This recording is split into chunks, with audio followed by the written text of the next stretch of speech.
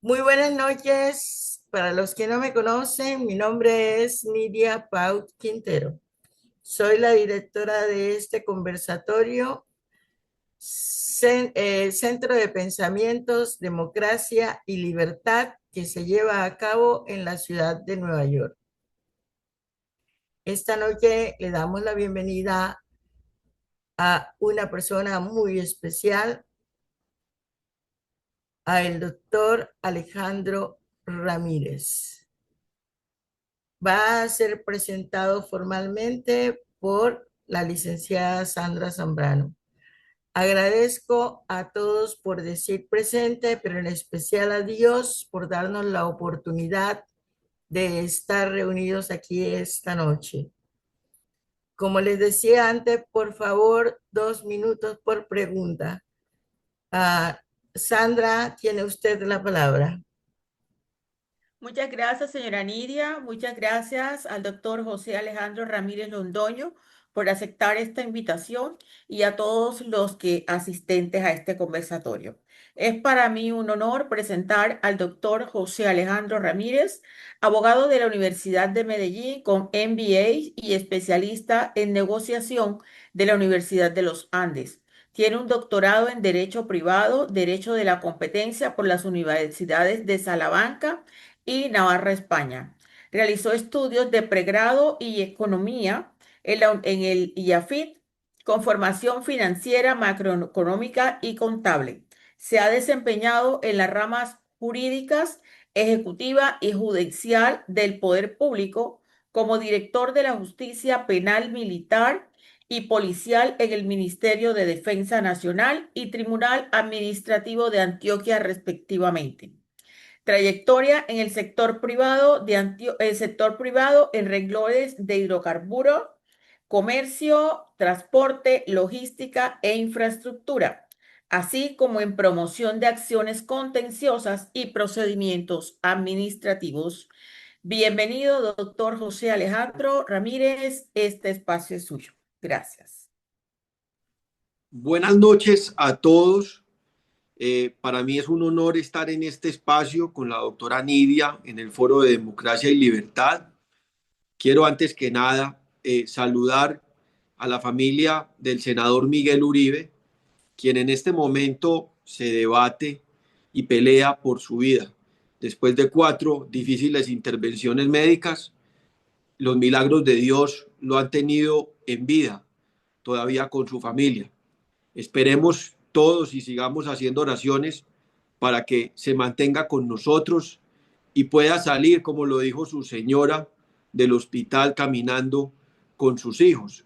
También como lo dijo su señora hermana, y ahora especialmente cuando ya ingresó su abuela, la señora Nidia de Quintero, Nidia de Turbay, al hospital de la Fundación Santa Fe en Bogotá, una de las mejores de Colombia. A su equipo médico, un saludo de felicitación, un abrazo y agradecimiento especial por mantenerlo con nosotros.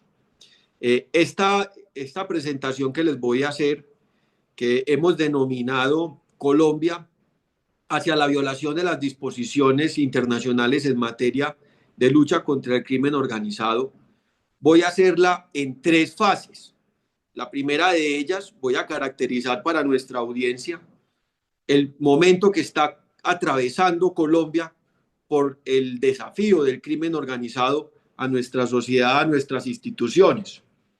Desde ahí voy a llegar a una segunda fase en esta presentación de cuáles son las disposiciones internacionales vulneradas por el Estado colombiano en materia de lucha contra el crimen organizado, para luego hacerles finalizar esta presentación en un mapeo de lo que nos está dejando Gustavo Petro en Colombia en los índices internacionales, en el índice global de paz y en el índice del Estado de Derecho.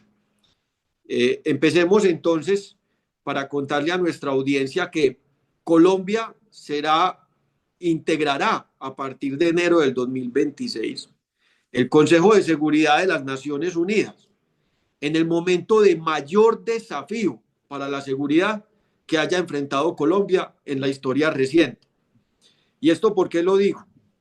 Colombia, como ustedes bien lo conocen, estuvo muy cercano a ser un Estado fallido, y luego de unos esfuerzos muy importantes desde la administración del expresidente Andrés Pastrana en el Plan Colombia, logró recuperar sus instituciones y la presencia de las fuerzas militares para todo el país.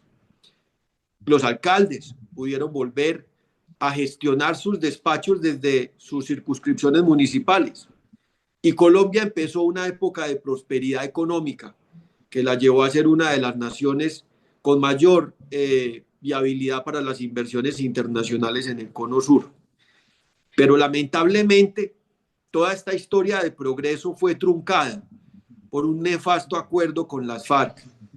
Y como lo pueden demostrar recientes indicadores de las mismas Naciones Unidas, a partir del año 2013, pero especialmente en el año 2014, un quiebre en los cultivos ilícitos, particularmente de cocaína y de marihuana, terminaron doblegando todos los esfuerzos institucionales en materia de lucha contra el crimen organizado.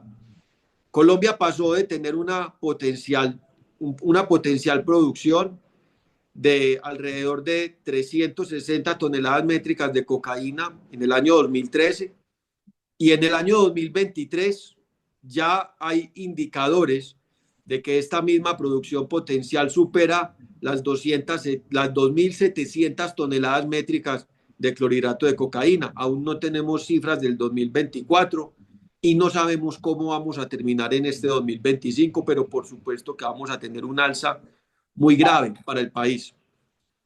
Quiero contarles que Colombia en el año 2013, luego de unos esfuerzos muy importantes en materia de interdicción, como fueron la erradicación y la fumigación, llegó a tener 49.000 hectáreas de cocaína. Ya éramos superados por países como Perú. Pero luego de ese nefasto acuerdo con las FARC, en el año 2023 se calculaba que teníamos 253.000 hectáreas de cocaína. En el año 2023, no nos han dado las cifras a 2024, pero presuponemos que son superiores a las 300.000 hectáreas de ese nefasto cultivo para la sociedad colombiana. Es muy importante contarles a ustedes que hoy, en esta primera fase de la presentación, en una caracterización de lo que es el crimen organizado en Colombia, Colombia en el índice global de crimen organizado es el segundo entre 193 países medidos. Es el primero entre los 35 países americanos y el primero entre los 12 países suramericanos.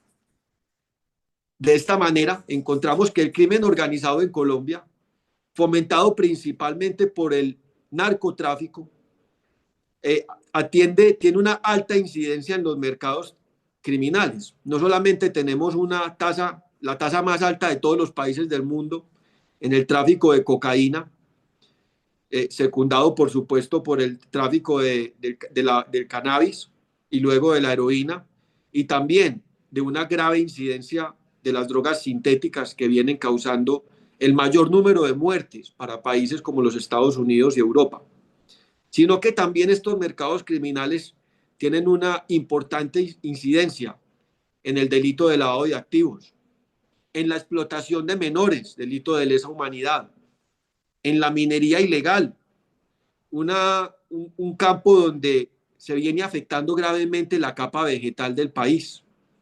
Colombia es el cuarto productor de oro en el continente, pero el 80% de la producción de oro en Colombia es ilegal, lo que lo hace un país muy atractivo como un hub para el lavado de activos a través del mercado del oro. Quiero decirles que además mucho del oro que se produce ilegalmente en Venezuela se comercia en el mercado colombiano. Asimismo, tiene una grave incidencia los mercados criminales en el hurto de petróleo, que se ha venido incrementando en los últimos años, y adicionalmente, como hemos tenido un mercado tradicional de esmeraldas que, pese a ser un mercado bastante regulado, también se ha vuelto un objetivo en la caza, en esa búsqueda de lavado de activos por parte de las organizaciones criminales. Últimamente, con la diáspora venezolana y el intento de otros nacionales extranjeros para entrar al mercado de los Estados Unidos, Colombia se ha vuelto el blanco del tráfico ilícito de personas el departamento de donde yo provengo, Antioquia, particularmente en la zona del Urabá, ha visto incrementar gravemente ese delito y esas cadenas de organización criminal. Por supuesto, en la medida en que se ha aumentado los cultivos ilícitos, se ha oxigenado a las organizaciones criminales y se viene creciendo mucho en el mercado del tráfico de armamento ilegal, por supuesto procedente de Venezuela, donde adicionalmente hemos venido encontrando en los operativos de la fuerza pública misiles marcados con esa procedencia. Si ustedes bien lo recuerdan, en los archivos de Raúl Reyes de las FARC, también veíamos cómo se había incautado importantes misiles tierra-aire desde la Fuerza Armada Nacional Bolivariana. También tenemos una alta incidencia, por supuesto, de los mercados criminales en los actores paraestatales. Actualmente, las narcoguerrillas fueron cooptadas por el gobierno de Gustavo Petro desde esa amenaza grave, criminal, que le plantearon el Estado colombiano en el año 2019 en lo que denominaron el estallido social. En ese momento, yo fungía como el director de la Justicia Penal Militar y Policial y veníamos adecuando toda la jurisdicción militar y policial para poder responder a ese gravísimo desafío que le planteaba a Colombia unas milicias urbanas que nos dejaron los acuerdos nefastos con las FARC. Recuerden muy bien ustedes que fue Juan Manuel Santos el que advirtió que si Colombia no seguía el acuerdo de las FARC y no votaba masivamente ese acuerdo, no solamente tendríamos la violencia, sino a las guerrillas en las ciudades. A pesar de que Colombia concurrió a las urnas, negó los acuerdos de las FARC, estos fueron validados para el pésimo desempeño de las instituciones colombianas y, por supuesto, la vuelta a la violencia, como lo hemos visto y como todos ustedes lo han visto. Gustavo Petro protagonizó de mano de los sindicatos, de las primeras líneas de las narcoguerrillas, como está en sendas decisiones de la Corte Suprema de Justicia, que encontró al ELN financiando a las primeras líneas y asimismo a las disidencias de las FARC en el año 2019 y 2021, aun cuando afrontábamos una de las pandemias más graves que ha sacudido a la humanidad, como fue el COVID-19. Aún así, nos plantearon un terrible enfrentamiento a la sociedad colombiana, bloqueando nuestros puertos y produciendo pérdidas por más de 12 billones de pesos, el último de los paros en el año 2021.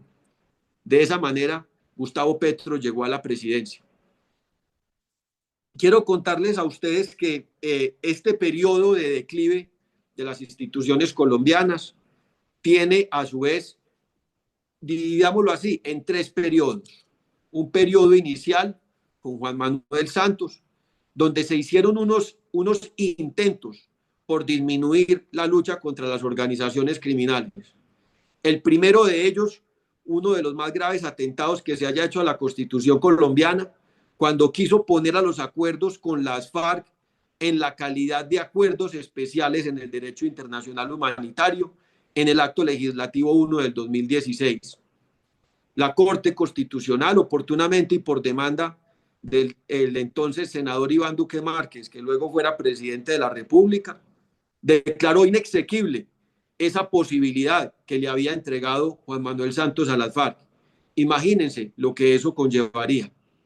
Yo recuerdo muy bien cuando me tocaban las discusiones en ese momento de ese acuerdo, cuando trabajaba en RCN en la Hora de la Verdad con el doctor Fernando Londoño, y tratábamos de convencer a Colombia de la inconveniencia de lo que significaban esos acuerdos y particularmente darles el alcance de bloque de constitucionalidad. Hubiera sido muy grave y la Corte Constitucional lo evitó. Sin embargo, mantuvieron otras instituciones que todavía desafían más, por ejemplo, la justicia colombiana, como la Jurisdicción Especial para la Paz. Y hoy no tenemos una sentencia condenatoria de los más graves criminales que ha tenido Colombia en su historia. Además, quienes posan de congresistas hoy y que enlutecen la labor de la legislación colombiana. Luego de ese primer intento de sustitución de la Constitución, hemos tenido, por lo menos en esa época, la justicia los enfrentó, como les estoy diciendo, en algunas disposiciones la que declaró inexequible la Corte Constitucional. Ese acuerdo legislativo tuvo que ser modificado y posteriormente, aún en ese momento, el fiscal pudo enfrentar algunos embates de lo que se llamaron las disidencias y los mismos miembros de las FARC, que ya posaban de congresistas, como el entonces congresista alias Santrich, quien gracias a Dios pudo ser neutralizado, pero no así evitó el daño que le ha causado a Colombia con Iván Márquez, luego de que se fueron hacia Venezuela, donde han rearmado a todas las FARC y hoy nos plantean ese desafío al orden público y a la sociedad en uno de los reclutamientos de menores más amenazantes para todos nosotros y que es hoy la causa del desplazamiento interno más alto que se tenga en alguna sociedad en el mundo. En ese momento la Fiscalía pudo ponerse en contra de esos intentos de las FARC de volver a las armas, pero tiene un segundo periodo, cuando luego de estos intentos fratricidas de Gustavo Petro por bloquear al gobierno de Iván Duque, viene una política que denominó de paz total.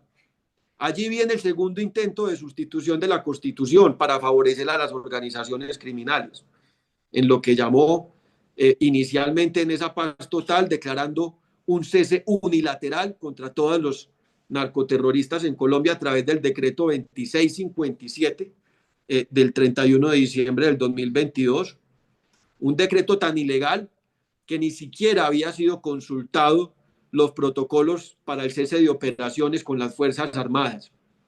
Tuvo que ser modificado posteriormente y Colombia ha visto la inconveniencia de ese decreto del presidente de la República. Y es allí cuando viene el segundo intento de sustitución de la Constitución, en lo que él tramitó en el Congreso de la República como esa ley de paz total, que es la 2272 del 2022, donde gracias a Dios la Corte Constitucional declaró inexequible este año el parágrafo sexto del artículo octavo de esa nefasta ley que volvía a los acuerdos con las organizaciones criminales, bloque de constitucionalidad sin tener que pasar por el Congreso. A suerte la Corte Constitucional lo declaró inexequible y hoy no hay un marco jurídico para esas negociaciones nefastas que viene haciendo Gustavo Petro con las organizaciones criminales, particularmente las narcoterroristas así declaradas por otros países del mundo. Tenemos un tercer momento, porque en ese segundo momento, digámoslo claramente, el fiscal general de la Nación, Francisco Barbosa, evitó cumplir las órdenes del Ejecutivo. Yo no sé si ustedes recuerdan que Gustavo Petro tuvo un fuerte pugilato con el entonces fiscal y declaró que era su jefe, a pesar de que son ramas distintas del poder público. Hemos tenido un embate del Ejecutivo sobre el sistema judicial. El Ejecutivo ha querido ponerse por encima del sistema judicial en Colombia, no solamente con la Fiscalía General de la Nación, luego en una tercera fase, donde ya logró llegar la doctora Camargo, quien fuera ternada directamente por Gustavo Petro, y donde hemos visto el favorecimiento a las organizaciones criminales, desde que suspendieran las órdenes de captura de los más graves narcoterroristas de las FARC, que se desplazaban en Antioquia en carros de la Unidad Nacional, en vehículos de la Unidad Nacional de Protección, y pese a ello la fiscal levantó sus órdenes de captura. ¿Y eso por qué? Porque Gustavo había resuelto a través de una resolución, es una resolución bien cuestionada, que es la resolución de las conversaciones sociojurídicas con las FARC. Eso se lo inventó para poder liberar a esos narcoterroristas. Y por supuesto, para empezar a hablar con todos los miembros del Pacto de la Picota, de la mano de quienes llegó a la presidencia, como lo vimos recientemente en Medellín. Y ya me voy a referir a ese grave hecho en la Plaza de la Alpujarra con los cabecillas de las bandas delincuenciales de Medellín. Miremos esta parte bien importante. No solamente hemos visto que las organizaciones criminales han sido favorecidas por el Ejecutivo, sino que también hemos visto cómo éstas han cooptado al Ejecutivo, inclusive en los presupuestos públicos. En uno de los escándalos más graves de corrupción que ha tenido Colombia en sus últimas décadas, como es el de la Unidad Nacional de Gestión de Riesgos y Desastres, quien fuera su director, Olmedo López, exmiembro del M-19, como lo reconoció Gustavo Petro, pudo declarar ante las autoridades judiciales cómo se les encomendó contratación a través de congresistas que iban a favorecer a grupos narcoterroristas así declarados como el ELN en el departamento de Arauca, algo que está siendo investigado aún en Colombia y que fue una alarma detonada además por los miembros de la inteligencia militar, quienes así veían ver los recursos del Estado fluir hacia organizaciones narcoterroristas. Puedo decirles también que a través de una congresista que goza de una curul de paz, como se las entregó Juan Manuel Santos, está siendo gravemente cuestionada por ser depositaria de esa contratación desde el Ministerio de Hacienda y se estudia si esa contratación iba a ir hacia la narcoguerrilla también en los llanos orientales de Colombia.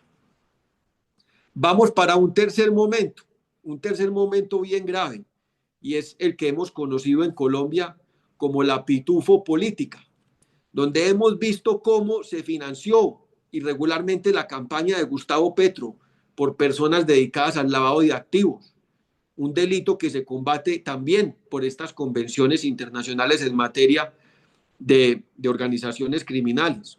Esta persona huyó del país por información que recibió del Ministerio de la Defensa en el gobierno de Gustavo Petro y aún hoy no sabemos cuál es su paradero. Colombia posiblemente no logró que esta persona fuera extraditada ante el país para que respondiera ante la justicia por lo que se conocía como una financiación irregular de su campaña, como quiera que le entregó más de 500 millones de pesos al hombre a la mano derecha de Gustavo Petro, al catalán Xavi Vendrell, también quien había sido miembro de organizaciones terroristas en España. Y vamos para una cuarta demostración de cómo el Estado colombiano ha favorecido a las organizaciones criminales, particularmente a los miembros de las bandas de crimen organizado, La Terraza y los Pacheli en Medellín, como quiera que se llevó a sus lugartenientes para hacer una demostración en contra del alcalde de Medellín, Federico Gutiérrez, y del gobernador de Antioquia, Andrés Julián Rendón, quienes han combatido fuertemente a esas organizaciones delincuenciales. Quiero decirle a la audiencia y explicarles que en Colombia estas organizaciones delincuenciales delinquen desde los centros de reclusión. No entendemos aún cómo no han sido sacados de su entorno criminal, que es Medellín. ¿Por qué permanecen en la cárcel de Itagüí estos cabecillas tan peligrosos de estas bandas, que eran quienes extorsionaban a los medellinenses y habían llegado y los habían llevado a la sensación de inseguridad más alta en la historia? Y adicionalmente el reclutamiento de menores en los sitios más marginales de la ciudad. Además que participaron y contribuyeron en ese estallido social bloqueando la ciudad, como nunca lo habíamos visto. Medellín se caracteriza por ser una ciudad de mucha civilización en su transporte público y, por ejemplo, vimos cómo atacaron el transporte público y quemaron estaciones del metro, lo que no había sucedido en décadas desde que existe este sistema de transporte masivo en la ciudad. Estas son las personas que están favorecidas por Gustavo Petro a través de una congresista de la República, una senadora, como es la senadora Isabel Zuleta, quien a través de una resolución cuya legalidad hoy se investiga por la justicia, los sacó de la cárcel para llevarlos a esa tarima, sin que fuera un evento jurídico, ni que fuera un evento médico, y mucho menos se trataba de un espacio de negociación. Lo que se estaba haciendo era un desafío a toda la sociedad colombiana. Estas muestras de favorecimiento al crimen organizado encajan perfectamente en esa caracterización que se hizo en el índice global de crimen organizado, donde se dice que en Colombia las bandas dedicadas al crimen organizado han adquirido cada vez niveles más fuertes de influencia e impacto, pero particularmente con la política, donde formalizan alianzas con sectores criminales para asegurarse ganar las elecciones de la mano de ellos y luego retornan sus favores en este tipo de legislación benevolente, particularmente en materia de lavado de activos, vulnerando nuevamente todas las disposiciones internacionales en materia de lucha contra el crimen organizado. Les voy a contar esta situación a la audiencia presente. Hoy, la revista Semana revela una investigación muy importante que debería llamar la atención de todas las organizaciones internacionales en materia de persecución del crimen. ¿Cómo es que Gustavo Petro y el pacto, una organización política que ellos han querido unir de cara a la elección legislativa que tendremos en Colombia en el año 2026, pretenden ser concurridos por este tipo de actores ilegales, violentos, purgando condenas, y pretenden sacarlos a las calles de Medellín a hacer política con sus jóvenes y obligar a los ciudadanos colombianos a concurrir en las urnas en ese proyecto político nefasto de Gustavo Petro. Y todo porque en el Congreso de la República ya no le pasan su legislación. Entonces le están diciendo que tienen que reelegir el proyecto político progresista de Gustavo Petro en el año 2026 para poder cumplirles.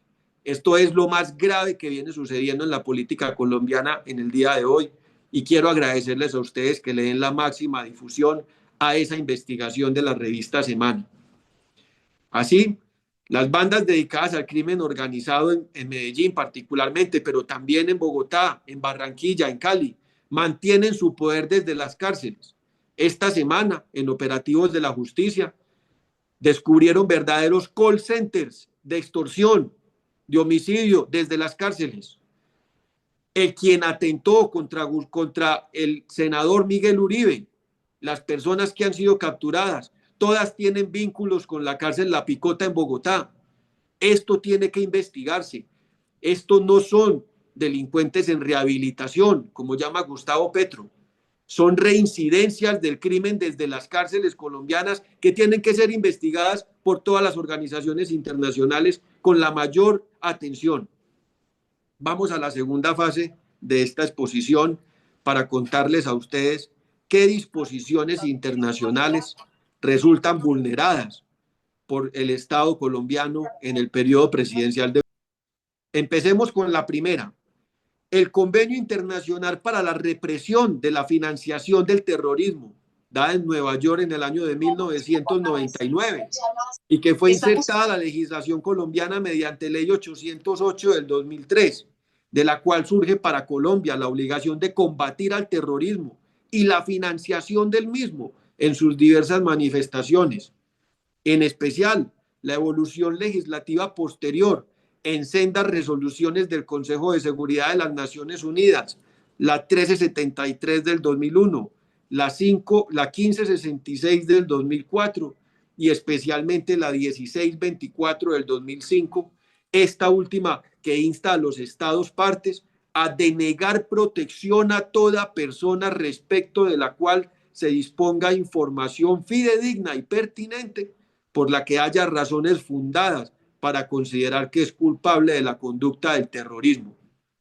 La segunda de las disposiciones internacionales que se encuentran vulneradas por estas acciones del gobierno de Gustavo Petro es la Convención de las Naciones Unidas contra la Delincuencia Organizada Transnacional y sus protocolos adicionales, más conocida como Convención de Palermo.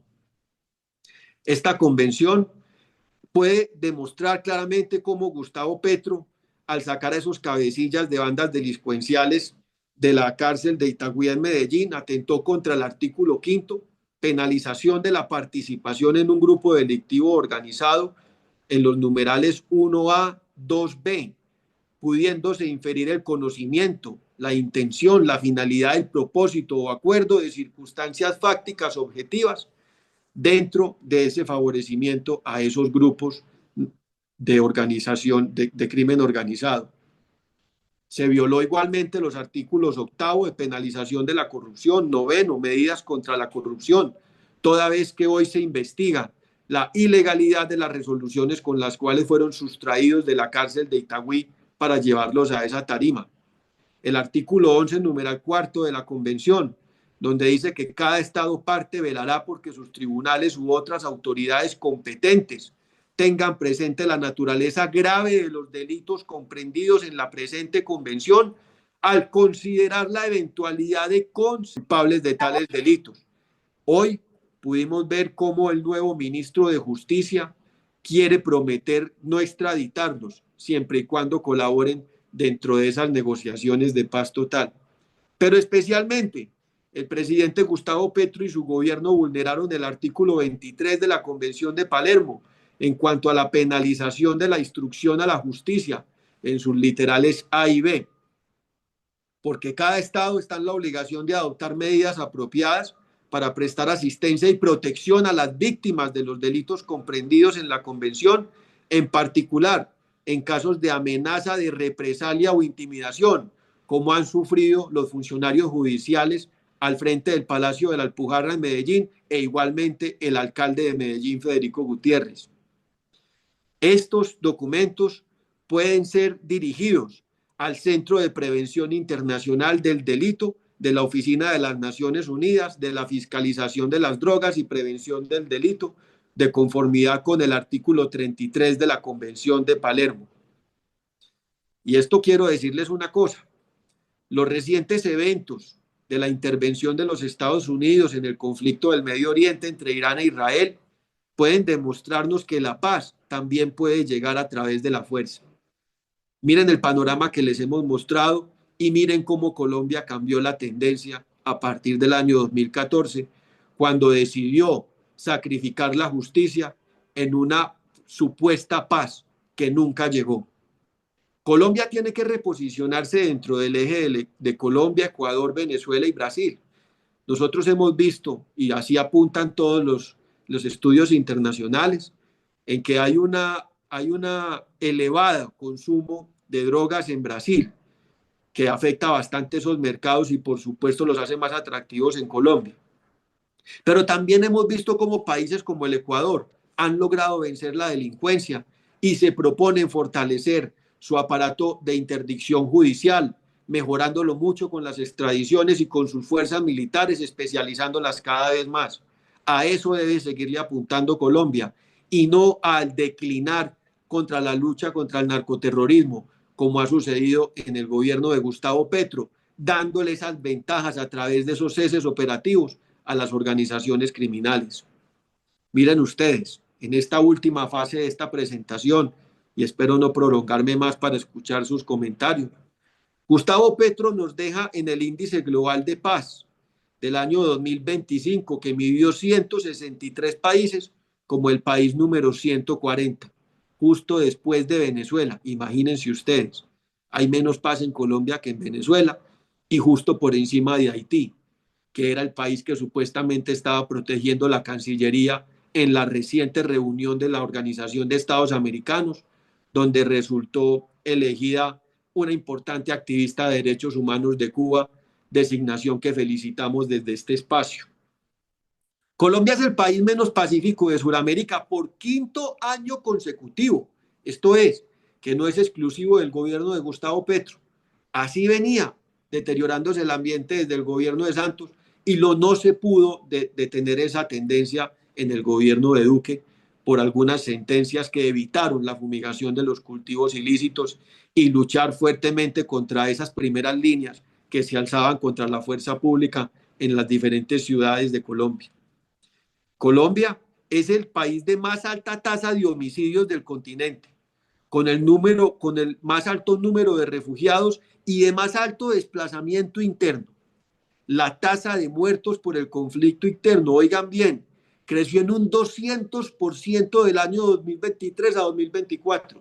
Y este año particularmente, respecto al año 2024, ha aumentado otro 200%. En el índice, imagínense que viene para el año 2025.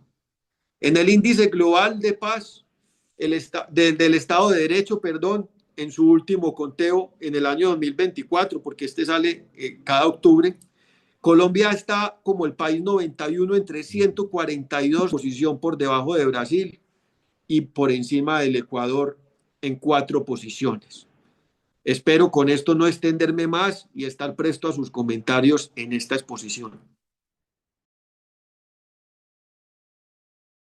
Abrimos el piso para preguntas y empezamos con el teniente coronel Jaime Medina. Gracias, señora Nidia. Doctor Ramírez, amigos todos, buenas noches. Antes de continuar, agradecemos que en el chat quienes vengan por primera vez a este conversatorio y deseen seguir asistiendo, por favor, nos dejan el número y nosotros enviamos las invitaciones, el número de contacto, por favor. Gracias. Doctor Ramírez, es un honor inmenso y ha hecho usted una radiografía no solo nacional, sino mundial de la situación del crimen y lo que nos afecta en Colombia. Tengo dos preguntas rápidas. Eh, ¿Qué fue lo que sucedió exactamente con el fuero militar y por qué nos fueron cercenando ese beneficio que teníamos nosotros como régimen especial? Y la segunda, ¿cuál es la efectividad de hoy de la justicia penal militar? ¿Cómo ha sido afectada? ¿Cuál es la reforma que se le ha hecho y cuál es la que convendría? Gracias, doctor. Bueno, le contesto esa pregunta, coronel, agradeciéndosela mucho. Colombia tuvo un grave quiebre al fuero penal militar en el año 2004, cuando le fueron sustraídos los crímenes, algunos de ellos que se consideraban que quebrantaban el derecho internacional humanitario y se le fueron asignados a la jurisdicción ordinaria, a la Fiscalía General de la Nación. A Colombia le ha faltado defender su fuero penal militar y policial, no solamente internamente, sino también en esferas internacionales. Recuerde muy bien que Gustavo Petro había sido condenado por un juez penal militar, pero esa condena no fue tenida en cuenta como tal, porque había sido producida por jueces penales militares y estos fueron declarados en la OEA como que no eran parte del sistema judicial colombiano en contravía de nuestra Constitución. Estos graves hechos fueron tratados de remediar en el año 2015 mediante el acto legislativo 1, donde se trató de actualizar a la jurisdicción y sacarla del proceso inquisitivo para traerla a los procesos acusatorios, actualizarla, hacerla mucho más expedita y transparente frente a todas las partes. Pero por un nefasto acuerdo entre Juan Manuel Santos y las FARC se decidió engavetar esta reforma del fuero y solamente hasta la llegada del presidente Duque y particularmente con mi posesión en ese cargo, desengavetamos ese proyecto, lo desempolvamos y lo volvimos una realidad. Ya en este semestre se estará implementando en todo el país el nuevo sistema penal oral acusatorio para la justicia penal militar y policial. Yo tuve la fortuna de inaugurar el Palacio de Justicia de Teniente de Fragata, en honor a nuestra Teniente de Fragata que fue asesinada por las FARC en la Tagua, en el Putumayo, en Colombia.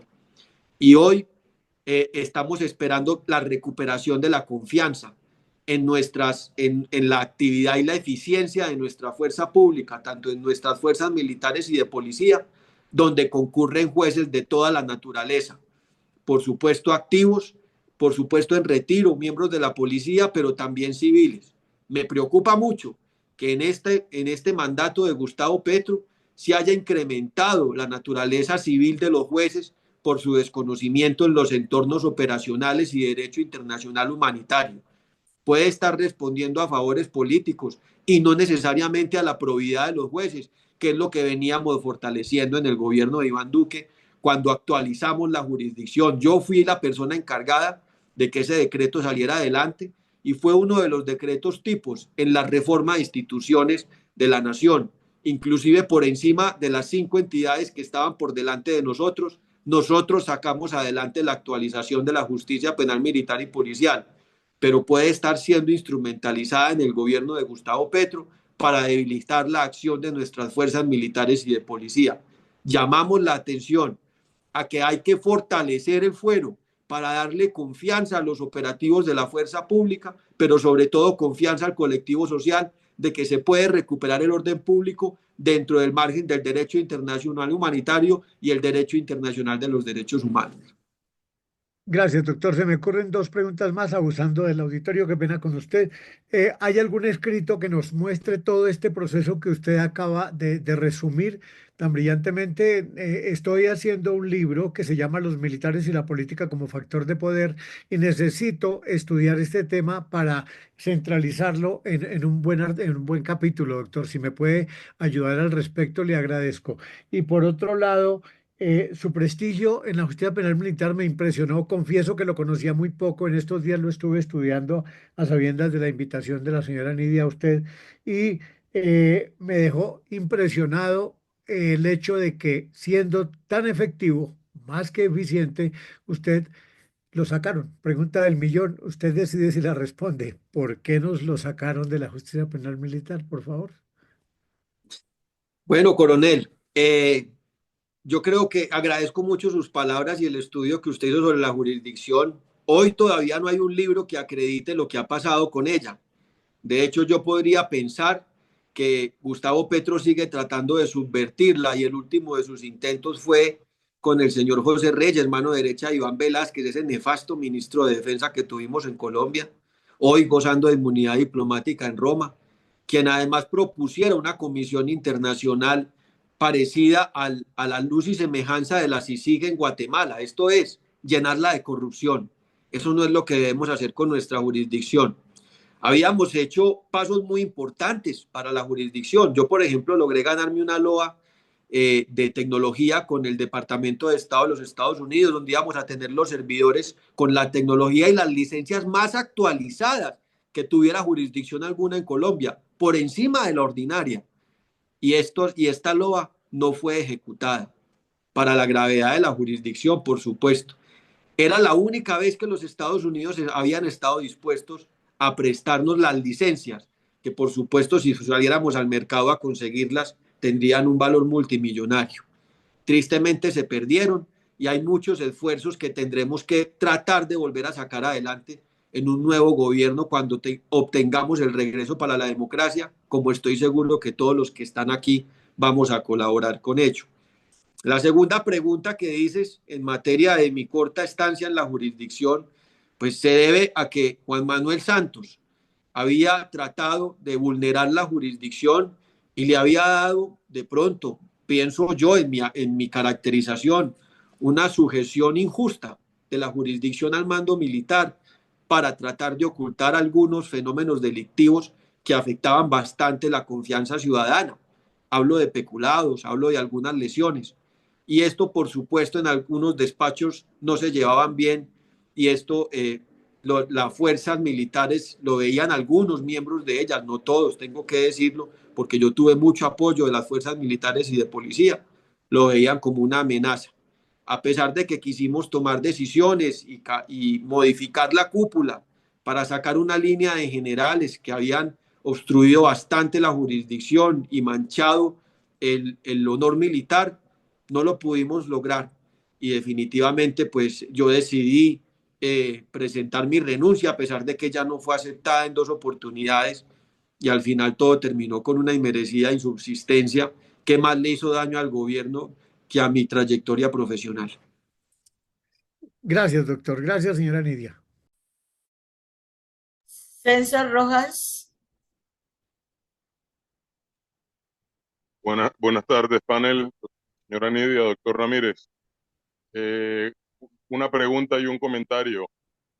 Me encuentro ubicado en la ciudad de Barranquilla y ya es público que pretenden replicar el evento de Medellín con los jefes de las bandas criminales aquí en la ciudad.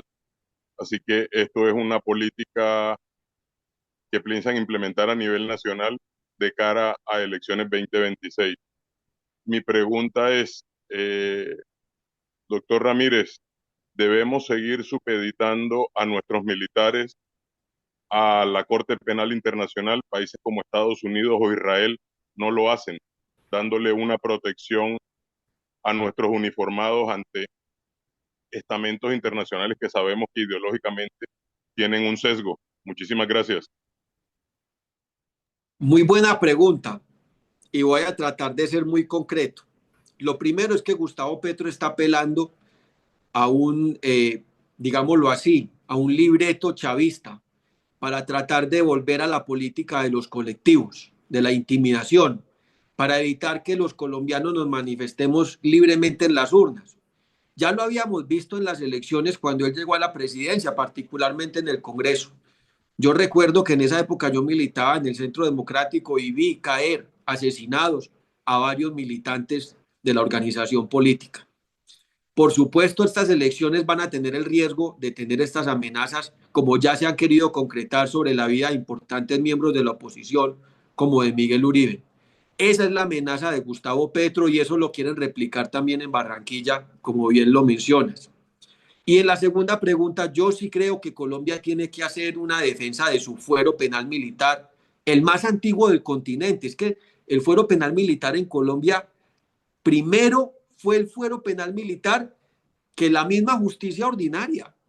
Cuando Bolívar organizó su ejército, lo primero fue la justicia penal militar.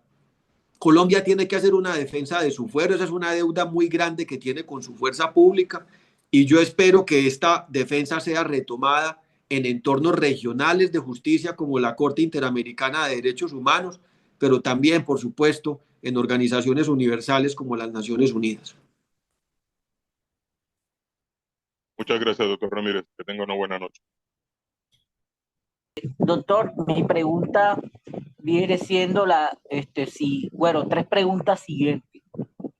El fuero penal militar, ¿cuál fue el argumento bueno, ya usted lo dijo, pero ese fuero penal militar los afectó la Constitución del 91, o sea, lo afectó el haberse ingresado en la ONU, porque aquí vemos que en Colombia se ratifican muchos tratados, pero el Congreso ni siquiera, y no es de ahora, de hace mucho tiempo, ni siquiera, o sea, lee a ver de qué se tratan esos tratados. El segundo viene siendo, ¿cuándo veremos actuar a la fuerza militar garantizando de que Gustavo Petro no es un dios, no puede hacer lo que se le venga en gana, nadie se va a arrodillar a él, nos vamos a arrodillar delante de Dios, que bueno, los que son católicos y cristianos, solamente el único Dios al que nos vamos a arrodillar y no nos vamos a arrodillar a él. Y el otro es, ¿qué garantía tienen los soldados militares en temas de abogados cuando son acusados por un crimen? Porque ya yo escuché esta mañana que ya hay un supuesto escándalo de corrupción en las fuerzas militares, y ya salió uno diciendo de que son corruptos porque hay un tema del PAES, que no sé qué, que cogen los generales y hacen fiesta y ponen a pasar hambre a los soldados rasos, buscando, puede ser un objetivo para perseguir a las fuerzas militares y quitar a las fuerzas militares y poner de soldados a la guerrilla para que cuiden la soberanía de nuestro país. ¿Será que hasta allá llegaremos? ¿Y cuándo van a los militares a hacer respetar la Constitución? Muy importante tu pregunta. Previo a la constituyente del 91, a la justicia penal militar se le dio la facultad de procesar a civiles y esto evitó que el narcoterrorismo asesinara a los miembros de la rama ordinaria de la justicia. Sin embargo, en la Constitución del 91 se dictaminó que la justicia penal militar no podría nunca jamás volver a tener ese procesamiento. Esto es, yo no estoy sentando una posición de valor de qué debería ser o no.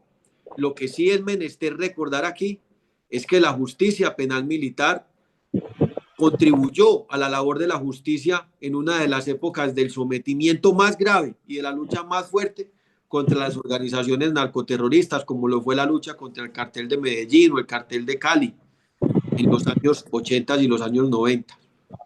Bueno, volviendo a tu pregunta, yo sí creo que la reivindicación del fuero es muy importante hoy, porque los miembros de la fuerza pública le deben su lealtad a la Constitución política de Colombia y no al presidente de la República. Pero obviamente si tuviéramos un fuero mucho más funcional, mucho más eficaz, pudiéramos tener esas respuestas por parte de nuestras fuerzas militares. Hoy hay que reconocer que son fuerzas militares que suelen ser directamente manipuladas por el presidente de la República, como lo hemos visto y como bien lo has acertado en mencionar.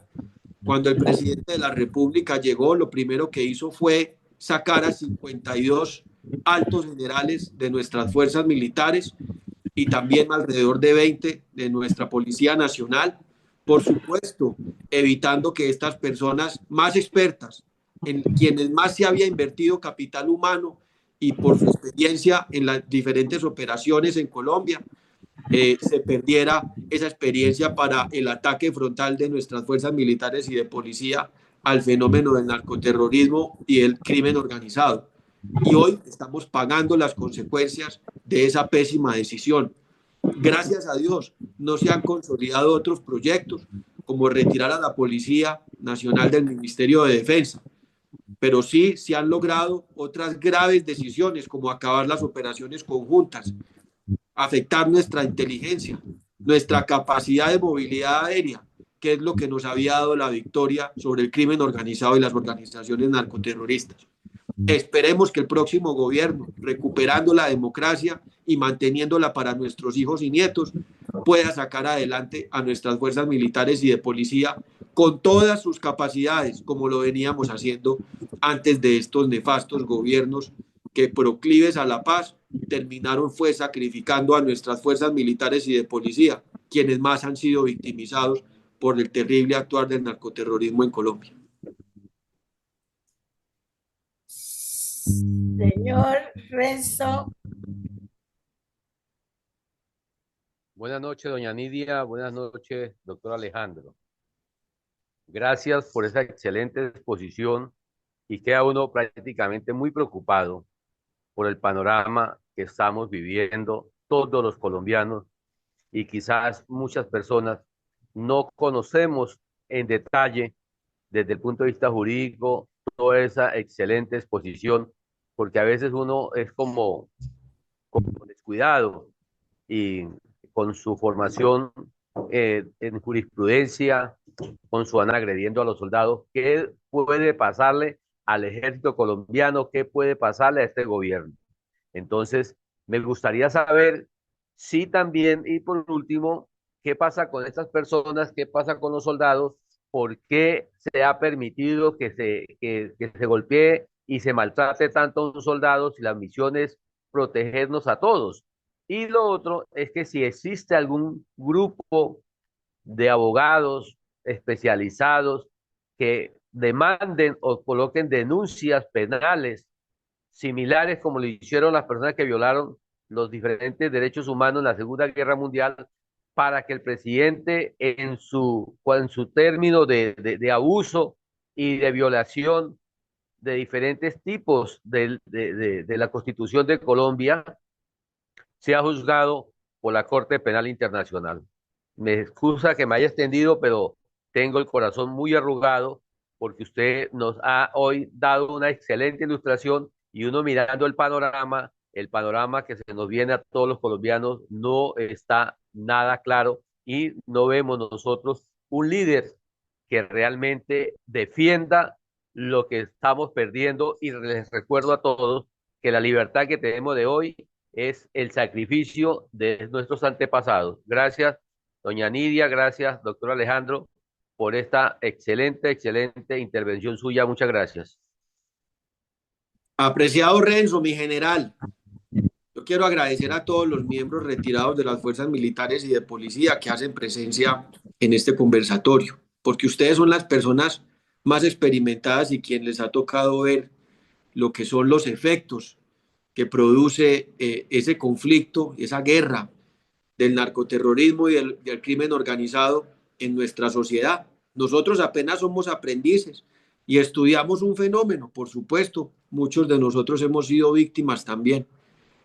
Pero aquí lo que tenemos es que evitar es que este fenómeno se reproduzca y que se reproduzca, como bien lo atinas en decir, cuando nosotros vemos que las fuerzas militares son secuestradas por miembros de la organización civil, a los cuales los llevan el crimen organizado a través de sus amenazas para que se eviten los operativos de captura, de interdicción, de erradicación. Aquí, en un excesivo garantismo, hemos evitado que nuestras fuerzas militares, las segundas más importantes del continente, tengan competencias en materia de capturas como lo tiene la policía, en materia de auxilio a la justicia. y se ha dictaminado por un excesivo garantismo que no pueden tenerlas, como quiera que las fuerzas militares están dedicadas a la defensa de la soberanía nacional, de nuestros límites, pero nosotros deberíamos aprovechar ese talento humano tan bien formado en el cual hemos invertido tanto para que pudieran actuar de manera conjunta con la policía. La situación en la cual fueron dejados en libertad las personas que secuestraron a esos militares en el suroccidente del país obedeció a que las fuerzas militares no tienen la facultad de policía judicial y según algunos jueces no podían hacer esas capturas, so pena de tener consecuencias en materia penal y disciplinaria. Sin embargo, había que demostrarlo y así quedó que fueron esas personas capturadas en flagrancia y que en flagrancia se podía haber hecho ese operativo.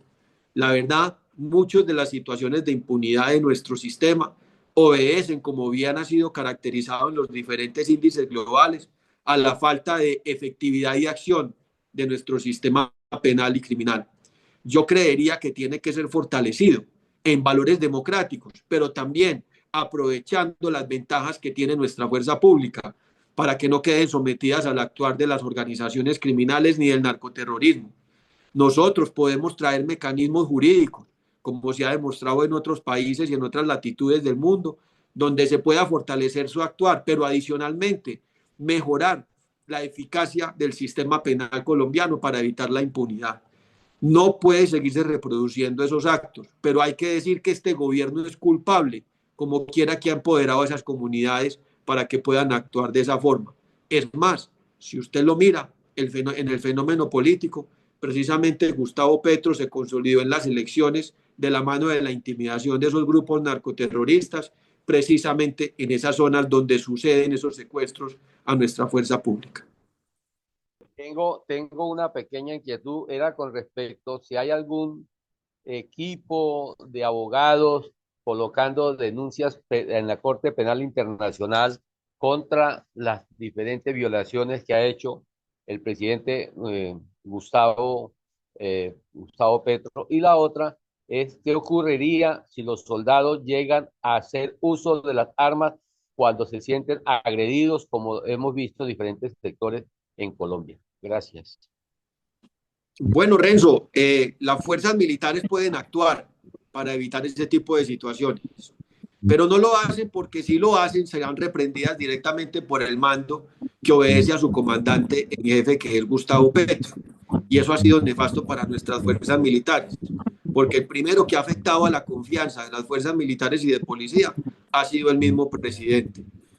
Entonces, sí tenemos en Colombia oficinas de abogados con estatus consultivo ante las Naciones Unidas para poder llevar estas denuncias de las que hablamos acá. Empoderémoslos para que las presenten con las pruebas forenses bien recaudadas para evitar que cuando Colombia se posesione como un miembro del Consejo de Seguridad de las Naciones Unidas tenga esa voz y ese voto que va a tener y tenga que declararse impedido por esas investigaciones que deban surtirse al interior de la Secretaría de Seguridad de las Naciones Unidas. Yo sí creo que aquí en Colombia tenemos abogados con formación a nivel internacional, pero tristemente Gustavo Petro también ha afectado la política de la diplomacia, politizándola. Inclusive, si usted lo ha visto en los últimos días, las decisiones del contencioso del Consejo de Estado ha sido declarando nulos los nombramientos de él en la carrera diplomática. Yo creería que hay que reestructurarla y fortalecerla para que Colombia pueda defender verdaderamente sus intereses y no los intereses progres, que es lo que quiere hacer Gustavo Petro. Buenas noches. Mi inquietud principal es sobre cuál es la instrucción. Es verdad que Gustavo Petro es el comandante en jefe, pero ¿dónde está el ejército defendiendo una constitución? Un presidente es pasajero, una constitución es perenne. Quisiera saber por qué razón no se aplica que la fuerza pública actúe en coordinación con la Constitución y no coordinado por un jefe que es tan momentáneo y tan poquito conocedor de la situación. Alfonso, tristemente en Colombia, el comandante supremo de las fuerzas militares está actuando en contra de la misma Constitución. Ya lo hemos visto, no solamente en materia de operativos de orden público, lo hemos visto también contra el legislativo, contra el aparato judicial. Nosotros como abogados estábamos preparados para defendernos del error en culpa del Estado, de las vías de hecho, de algunas por supuesto, pero no de un Estado que empieza a favorecer de frente a las organizaciones criminales. Y por supuesto los primeros que tienen que pagar estos platos rotos de estas nefastas políticas, de estas criminales políticas, son nuestras fuerzas militares y de policía. Y por eso quiero enviarles a ellos un saludo desde acá, de que se mantengan unidos, de que ellos puedan soportar lo que viene sucediendo en este periodo, porque como usted bien lo dijo, el presidente Gustavo va a ser pasajero. Ojalá sea declarado indigno, como lo prevé la Constitución en su artículo 109, una vez está aprobada que esa campaña fue irregularmente financiada y violó los topes. Pero adicionalmente, por sus actuaciones, porque nos ha dejado muy mal parados ante la comunidad internacional y porque no convoca la unidad del pueblo colombiano como lo establece la Constitución política. Omaira Cifuentes. Buenas noches, muchas gracias por darme la palabra. Bendiciones para todos. Y vamos a decir fuerza, fuerza Miguel Uribe, para que prontamente esté recuperado, y diciéndole a sus delincuentes asesinos que no pudieron, porque Dios es más poderoso. Bueno, mi querido amigo Alejandro Ramírez, excelente. Hemos visto realmente cómo este gobierno nos ha venido atropellando, nos ha venido estrechando como ciudadanos y ha venido generando una cantidad de abusos, sometiéndose y sometiendo la impunidad como elemento fundamental para su beneficio. Y por eso él se atreve precisamente a socavar de una manera muy, muy contundente principios y valores de nuestra sociedad. Por supuesto, también tenemos que tener claridad de que hace años nos hemos venido parando en esos principios fundamentales en la medida en que se fueron otorgando una cantidad de beneficios y bondades a unos sujetos que han creado precisamente condiciones nefastas con su mal comportamiento como personas, porque han sido precisamente gestores de su maldad, de su perversidad, como activos delincuentes en el narcotráfico, como activos delincuentes cuando van a la zona minera y se apropian de la explotación minera y de otro tipo de beneficios y bendiciones que nuestra tierra nos otorga. Sin embargo, dijo usted, y han dicho todos, la palabra mágica.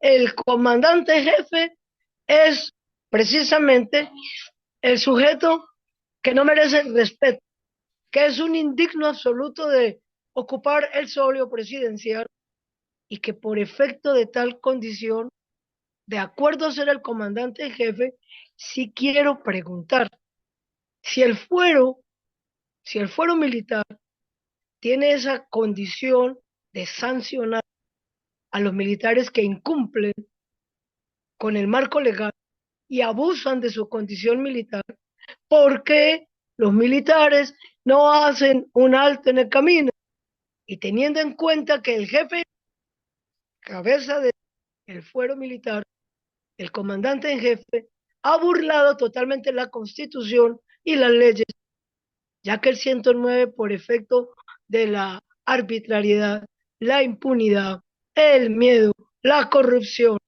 la venta de su alma al diablo por los dineros, esbirro de toda la podredumbre que agita en este momento a Colombia, que es un puñado mínimo, porque el pueblo soberano ya despertó y tenemos mucho, y hace rato lo declaramos indigno.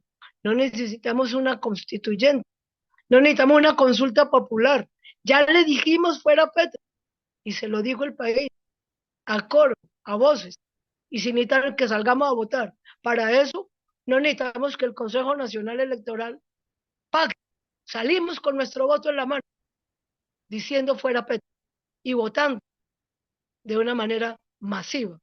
Pero quiero preguntar, ¿por qué sin miedo y sin restricción y sin temor de lo legal, los comandantes en jefe pueden hacer a Petro precisamente una sanción disciplinaria y retirarlo del cargo, detenerlo y devolverle la tranquilidad a Colombia, porque el deber de nuestro ejército es salvaguardar nuestras instituciones?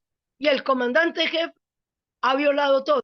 Necesitamos es precisamente cómo darle una vida real a ese fuero militar para que ellos detengan al sujeto sátrapa que quiere destruir nuestra libertad, nuestra democracia, nuestro país, nuestra familia, nuestra sociedad.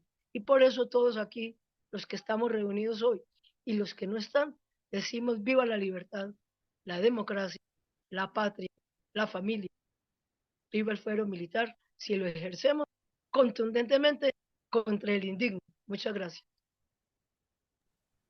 Apreciado Mayra, comparto tus manifestaciones de apoyo para la familia de Miguel y esperemos que Dios lo mantenga por fuera de todo peligro, que ilumine a su equipo de médicos para que lo mantenga con nosotros y no se haga realidad esa pretensión de la delincuencia de socavar con la oposición democrática.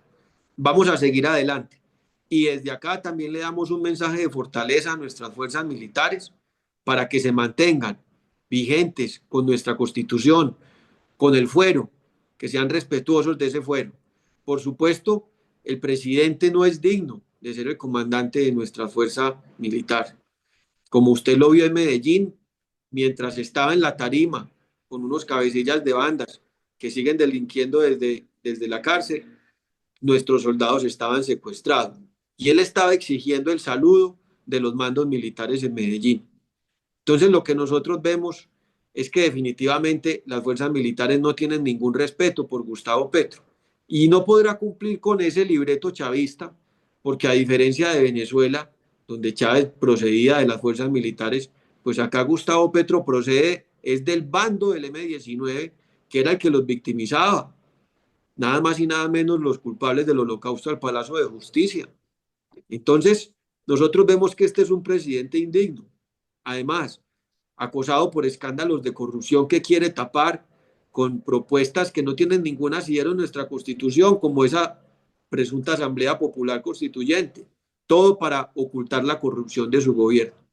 Más bien, que en vez de posar de supremo comandante de las fuerzas militares nos diga dónde está Carlos Ramón González para que no siga huyendo a la persecución judicial, que permita que la Fiscalía General de la Nación procese a sus ministros corruptos, al exministro de Hacienda, Ricardo Bonilla, por supuesto al presidente de Ecopetrol, Ricardo Roa, a quien mantiene en la presidencia de la estatal petrolera, pese a estar lleno de escándalos en materia penal, disciplinaria, fiscal, electoral.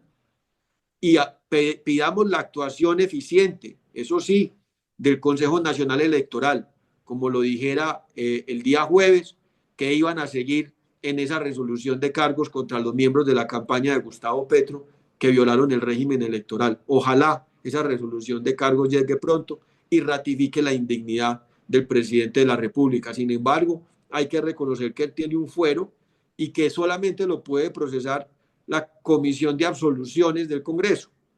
Exijámosle a los miembros de la Comisión de Absoluciones que actúen en esos casos y que eviten prevaricar, porque como ellos están en función jurisdiccional, si no actúan de acuerdo al recaudo probatorio, van a prevaricar, que no vayan a manchar sus vidas por defender a un personaje indigno que pasará a la historia como una nefasta noche de la cual todos los colombianos queremos olvidarnos. Sí, es correcto lo que dice, pero yo insisto en mi pregunta. ¿Podemos hacer que nuestros comandantes en jefe de pronto se puedan reunir y forzar una sanción al indigno dentro del fuero militar? Y también, obviamente, si el Consejo Nacional Electoral lleva a la cárcel a Roa, queda decantada que sí hay fraude electoral en todo el sentido de la palabra. ¿Qué importa que no sancione a Petro? Sancionen al gerente. La Omaira, quiero sanción, hacerte dos precisiones. La primera es que el fuero militar no puede juzgar civiles.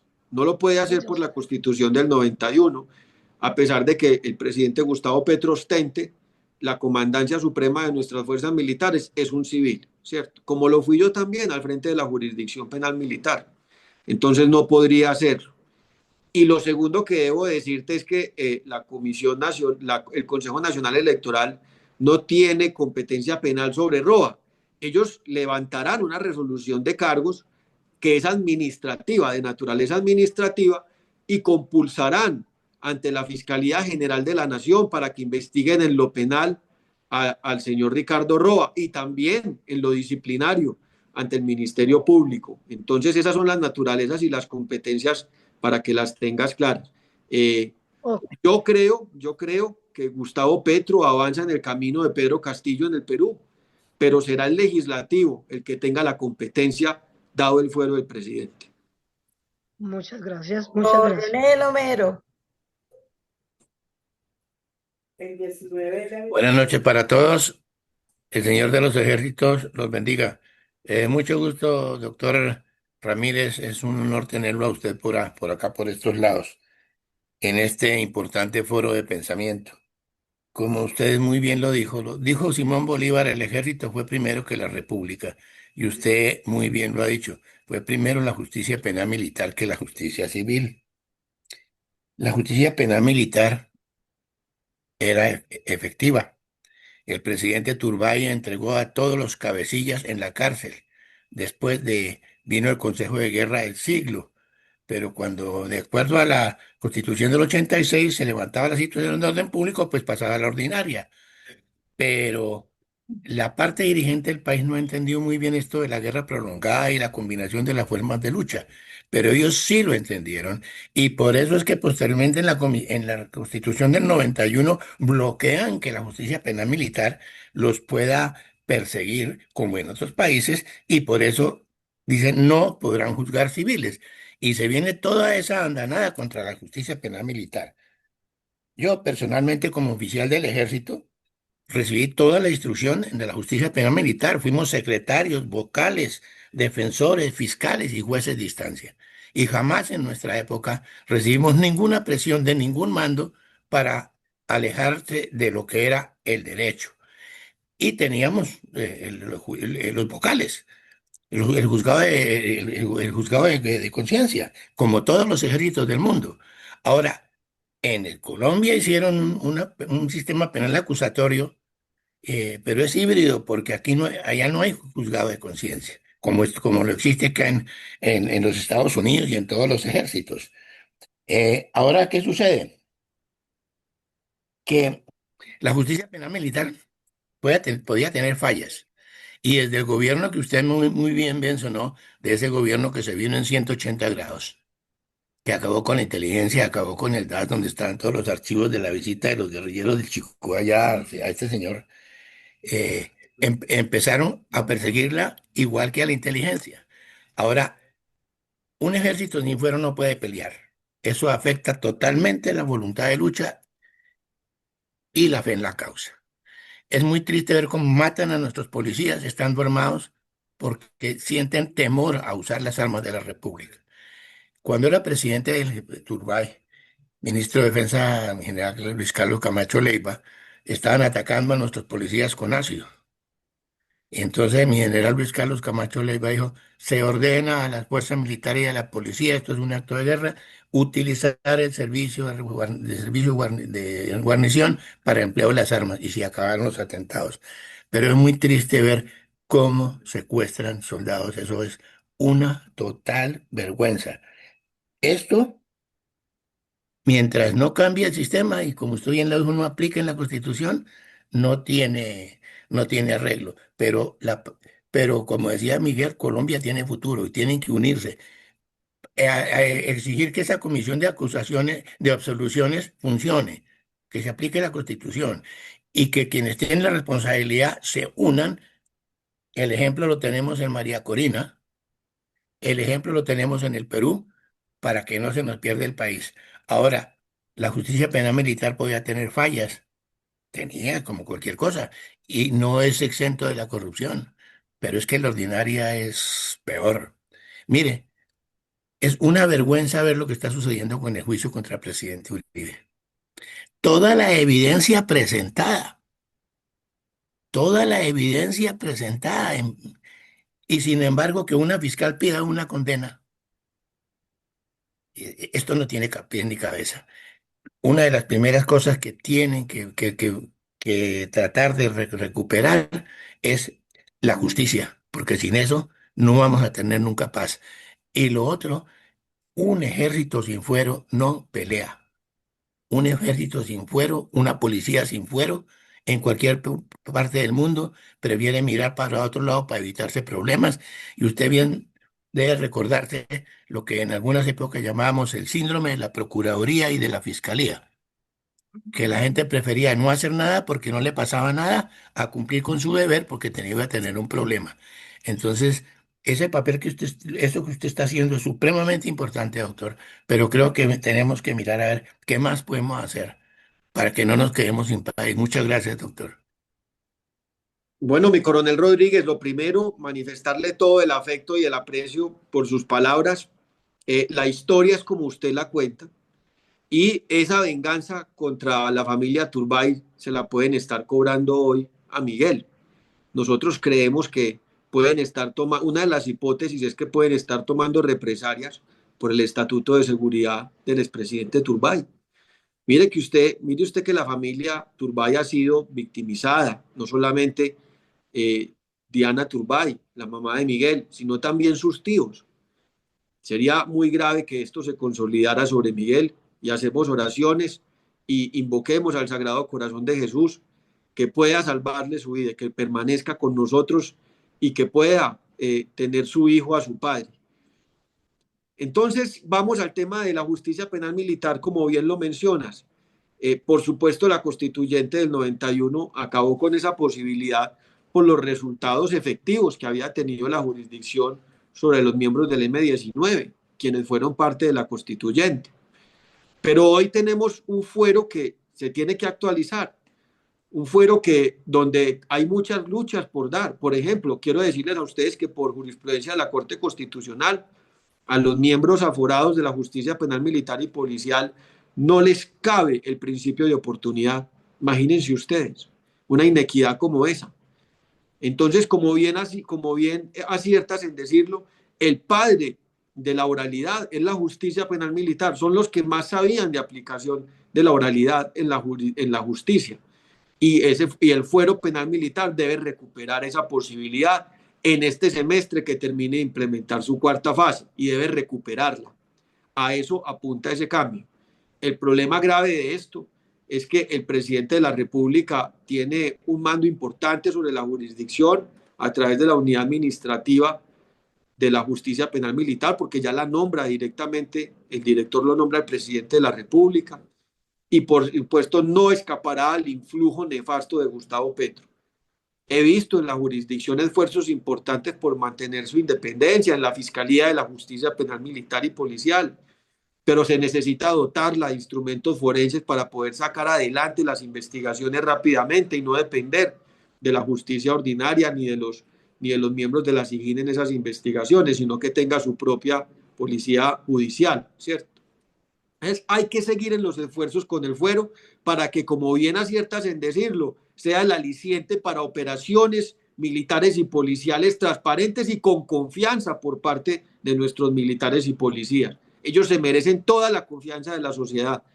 Por supuesto que serán afectados siempre y mientras haya organizaciones criminales en expansión, serán afectados por corrupción.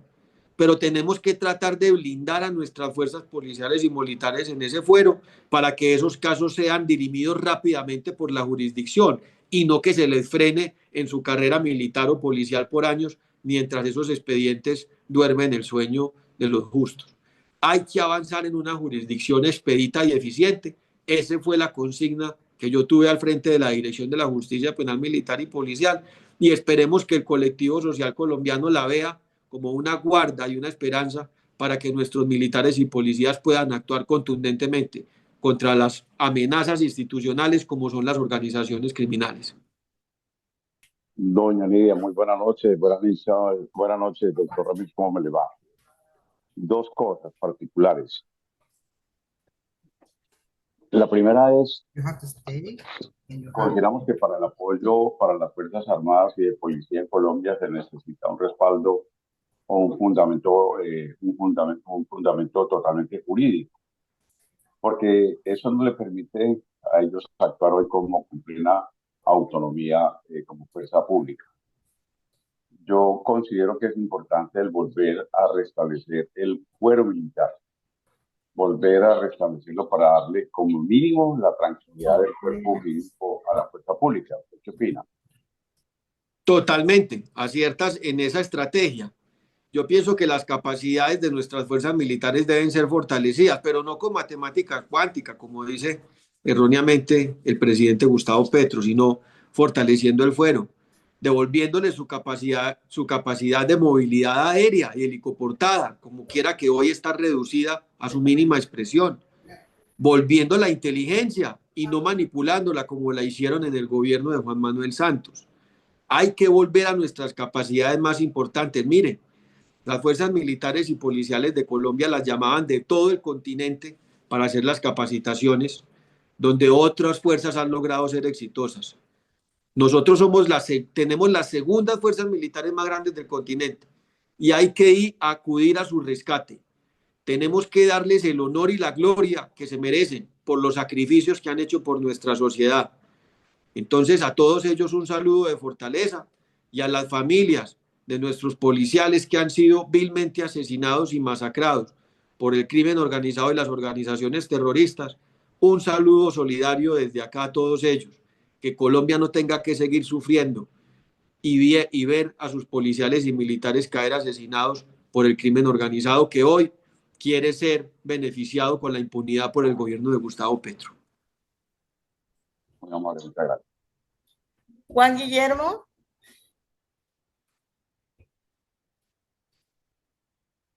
Juan Guillermo. Buenas noches, doctora Nidia. Buenas noches, doctor Alejandro. Gracias por la ilustre participación e ilustración que ha dado sobre tantos temas interesantes que nos compete.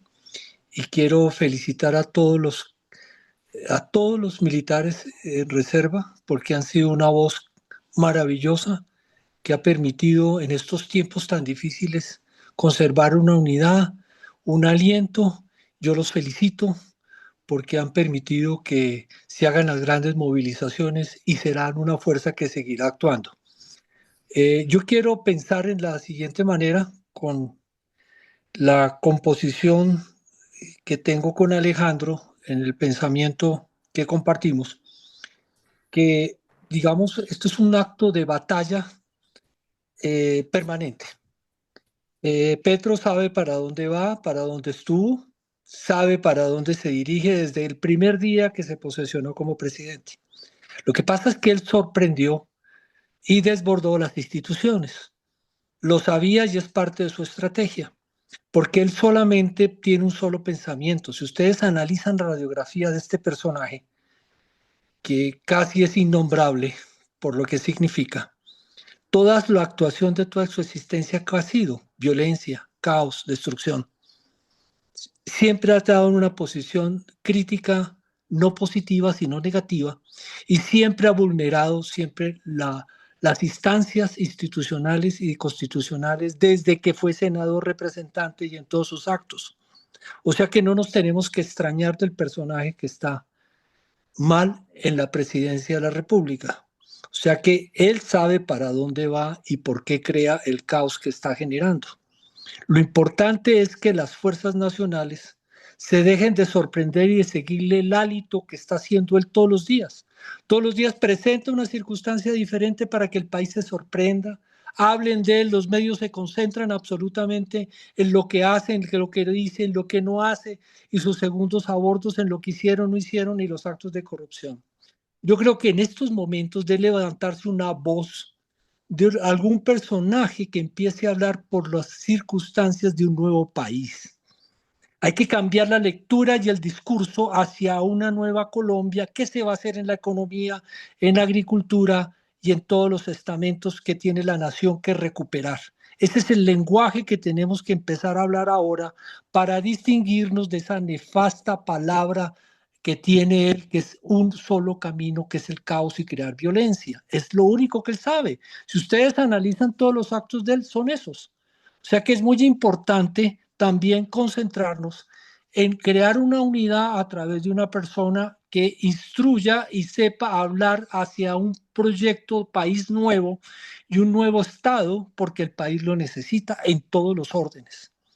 Es muy importante lo que va a plantear, lo que ha planteado el doctor Alejandro en el sentido de llevar esto ante las cortes internacionales para poder concretamente un acto positivo en el acto de que cuando llegue esto a la OEA sea interrumpido cualquier acción que pueda tener este personaje ahí como el gran líder o como el gran personaje, porque su egocentrismo y su vanidad que es llevada a la N potencia lo hace llevar a que muchas veces el egocentrismo será lo que lo va a hacer caer, ¿sí? Porque él va a caer en sus mismas heces, y perdónenme la palabra que acabo de decir, porque Dios es grande.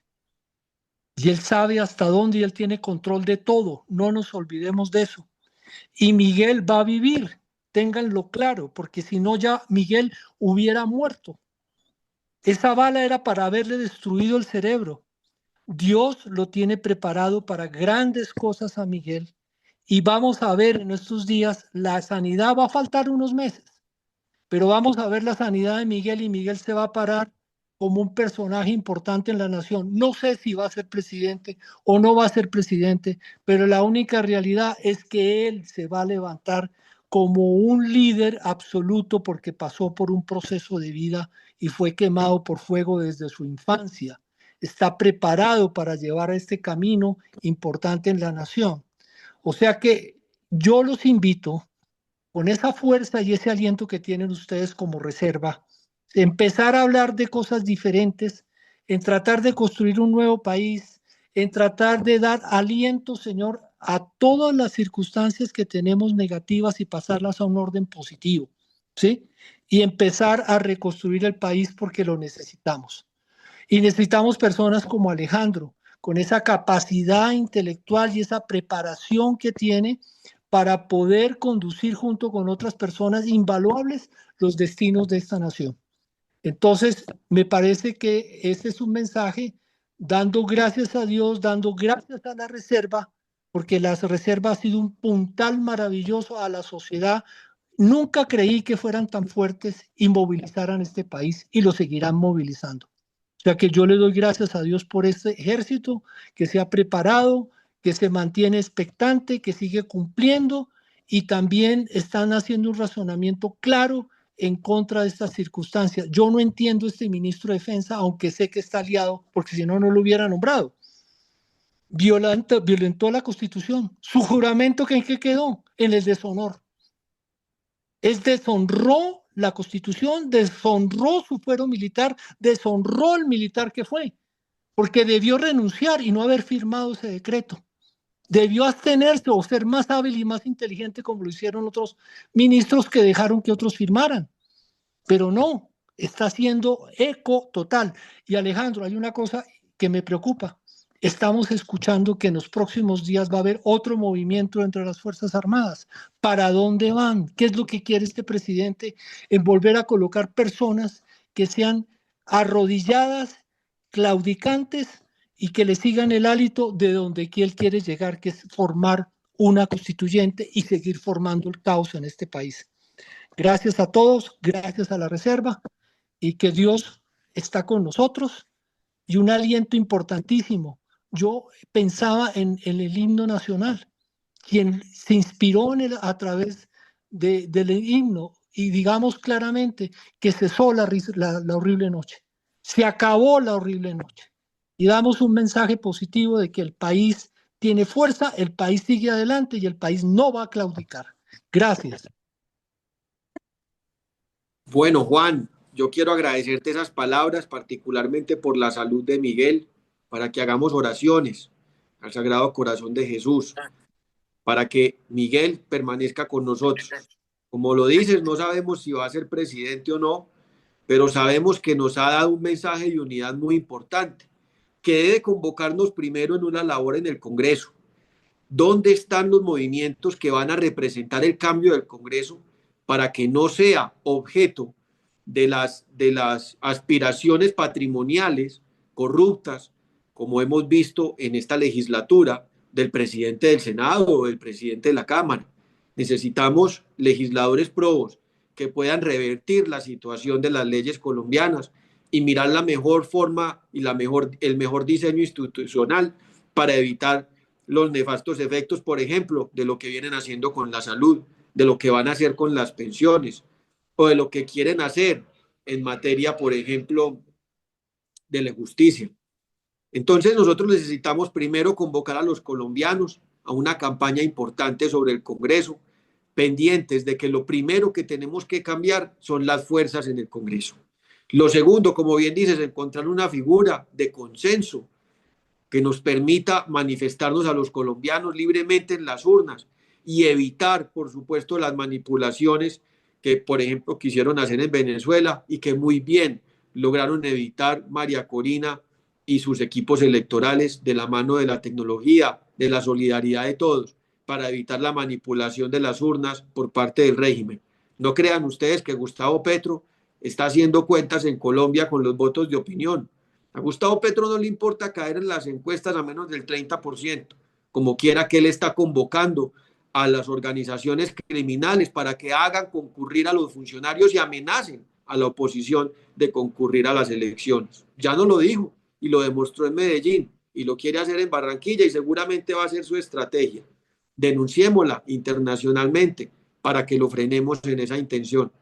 A los miembros de la Reserva, toda la fortaleza para que sigan dándonos fuerzas a Colombia, para que sigan siendo el reposo de esa dignidad y además porque han sido las personas que más víctimas han puesto en esta amenaza fratricida que nos ha planteado las organizaciones criminales en esa búsqueda de paz.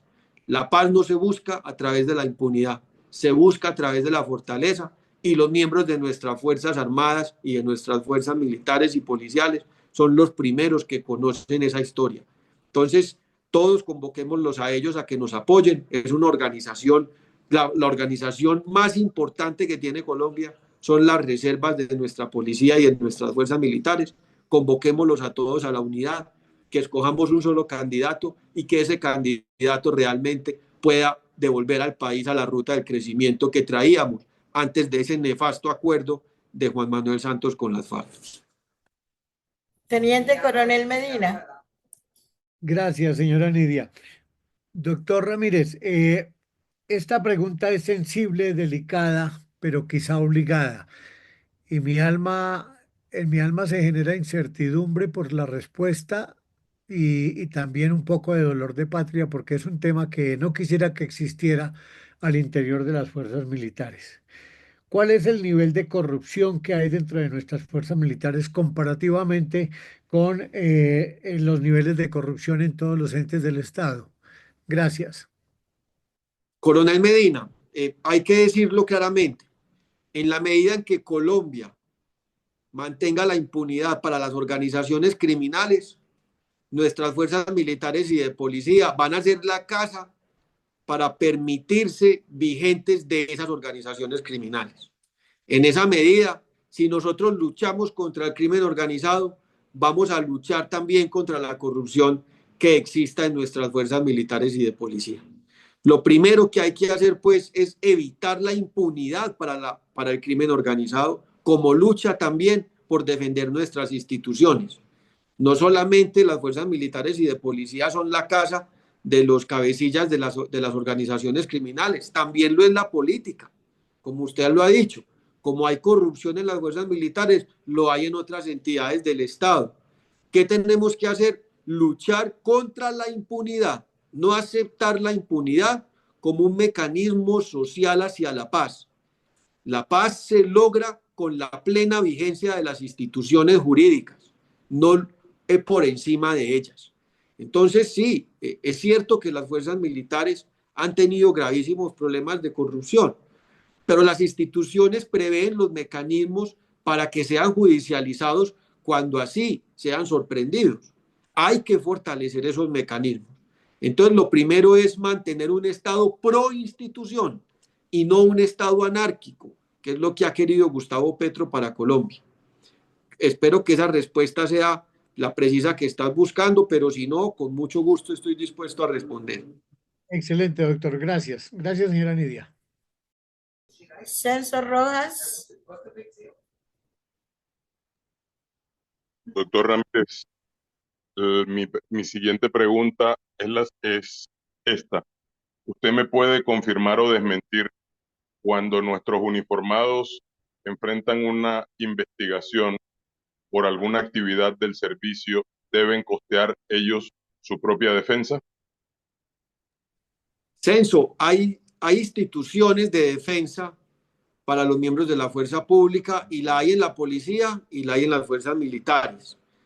Inclusive algunas de ellas son instituciones adscritas al Ministerio de Defensa, como lo es DEMIL.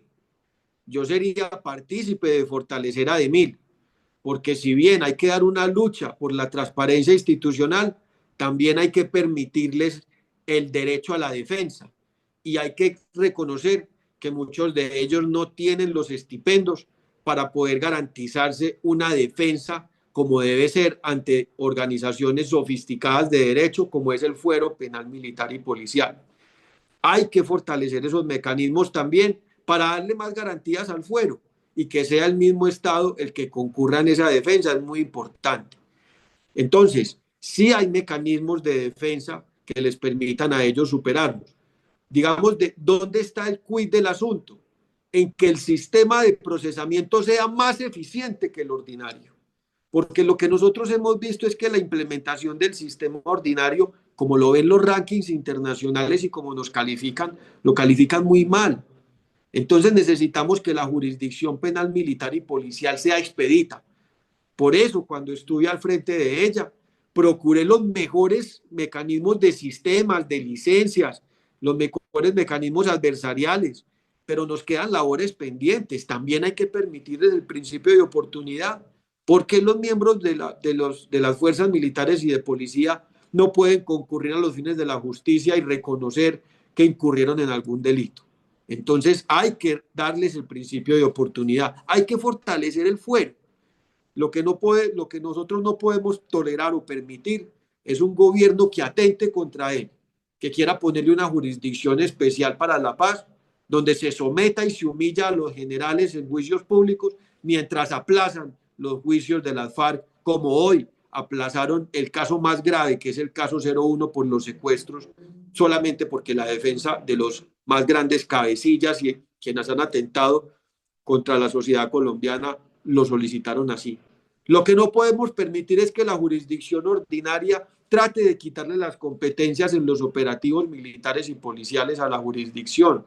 Yo recuerdo muy bien que cuando estuve en la jurisdicción siempre hablé con el ministro, con el secretario de gabinete, para tratar de mantener las competencias cuando lo eran y los jueces penales, militares y policiales así la pedían en la jurisdicción. Recuerdo casos muy importantes donde así lo hicimos. Mantuvimos la jurisdicción y la competencia en la jurisdicción penal militar. Pero también recuerdo que cuando salí cesaron esas solicitudes y se le fueron muchos de los casos importantes por ese llamado estallido social, que fue realmente una vindicta de organizaciones criminales contra el Estado, y se llevaron esos casos para la jurisdicción civil. Qué triste, porque así no se cumple con el principio de imparcialidad. Cuando se trata de operativos de la fuerza pública, los casos deben permanecer en la jurisdicción, y por eso existe esa especialidad. Por eso es que ahora la izquierda está reclamando que haya jueces agrarios para que lleven allá los conflictos de tierras, pero si no les gusta cuando la jurisdicción penal, militar y policial reclama la competencia para sí, como si la especialidad no fuera requerida en el derecho operacional. Es que la rama del derecho operacional es una de las más importantes en el mundo. Mire lo que acaba de suceder entre Estados Unidos e Irán.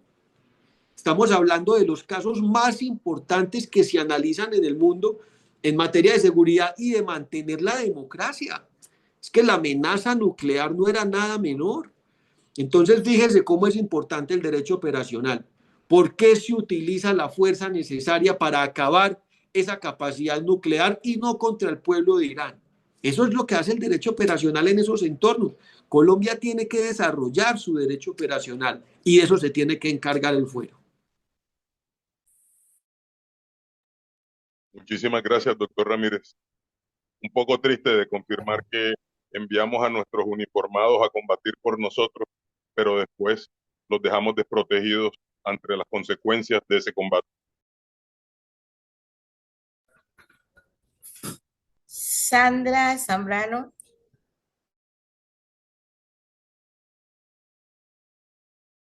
Bueno, yo tengo una pregunta. ¿Qué pasa si en el evento que se dé el evento aquí en Barranquilla, donde pues tenemos información que estarán en tarima el señor Castor y bueno, los que ellos decidan sacar, alguno de ellos aprovecha para fugarse? ¿Quién asume la responsabilidad y las consecuencias que eso genere en la población civil? O sea, ¿cuáles serían las consecuencias para la persona que firmó el permiso, para la persona que lo solicitó o para el que organiza el evento? Gracias. Bueno, Sandra, como lo has visto por el evento de la tarima en Medellín, ya hay acciones penales en curso y disciplinarias también contra los miembros del IMPEC, contra la misma senadora Isabel Zuleta. Y yo la he visto con mucha preocupación defendiéndose en las redes, pues tendrá que contratar a sí mismo los abogados que la defiendan de lo que hizo. Muchos consideramos que allí puede estarse tipificando un prevaricato gravísimo, ¿cierto? Ella pues estaba actuando al margen de una resolución que le concedió así la presidencia de la República, pero lo que nosotros estamos viendo es que había un abuso también de funciones que presuntamente se tipificó allí. Si analizas, esos funcionarios del IMPEC y del Ministerio de Justicia están siendo procesados en este momento por esas razones. Seguramente eso va a ser un aliciente para los funcionarios en Barranquilla para evitarlo. Esperemos que así lo sea. Necesitamos la acción eficiente del Ministerio Público en los sancionatorios, en los disciplinarios, y necesitamos la acción eficiente de la justicia contra los miembros del IMPEC y del Ministerio de Justicia que así procedieron, inclusive cuando tenemos entendido que la exministra Ángela María Buitrago no quiso hacerlo, razón por la cual decidió renunciar. Esto es, no quiero hacer un juicio de valor sobre la exministra, pero sí quiero hacer un juicio de valor para que los funcionarios del IMPEC, del Ministerio de Justicia, no prevariquen, no abusen de su función pública. Van a tener graves consecuencias por ello y Gustavo Petro no va a lograr su finalidad de amenazar a la sociedad con esos cabecillas en esas tarimas, porque Colombia no va a recorrer el libreto de Venezuela. Muchas gracias.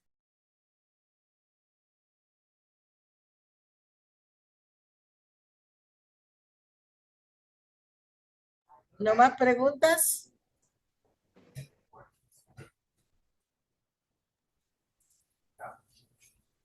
Sí, hay otra pregunta. El señor Álvaro Ariza.